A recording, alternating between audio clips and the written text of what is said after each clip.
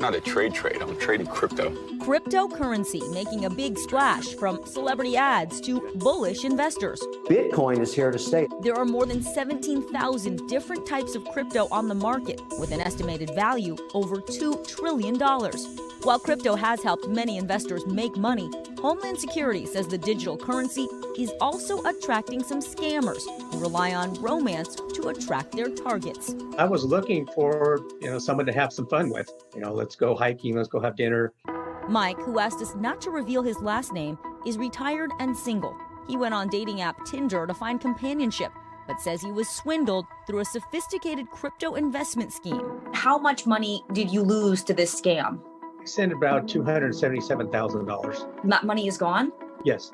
He says it started in July when he connected with someone named Jenny, who said she was from Malaysia. She quickly asked him to leave Tinder and talk on WhatsApp, initially messaging him about visiting and meeting in person.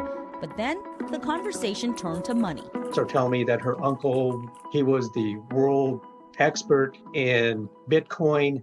Jenny persuaded him to invest $5,000 with a legitimate crypto site. But he says she then encouraged him to move it to a different platform and sent him a website where he could see his crypto investment growing. I just made $5,000. So that was where she would get me excited and say, Mike, so you got to send more money. And then I was making, $40,000, $50,000, $80,000 profit. 4 months later, Mike realized the profits weren't real. This exact scam is becoming more common, according to Amy Knopfziger, the director of fraud victim support at AARP. You'll see earnings.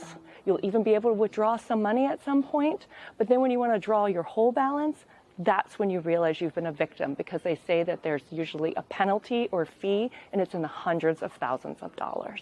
She says the lure of love plus crypto, money that's instant and untraceable, is a match made in scam heaven. Last year, we got 1 or 2 complaints a week. Right now, we're probably getting 2 to 3 complaints a day. If you think it will never happen to you, you're wrong.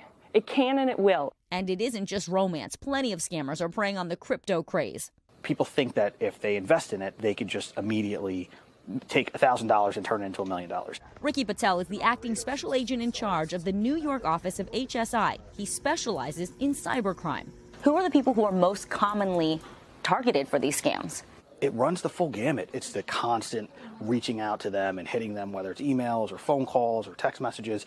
Everything, every avenue they're actually trying to exploit. Patel says cryptocurrency is quickly becoming the preferred method of payment for traditional scams like phishing, where someone sends a text, email, or phone call demanding payment for everything from your taxes to insurance. He says beware of business compromise scams too, when you get a message that looks like it's coming from a legitimate business or even your bank.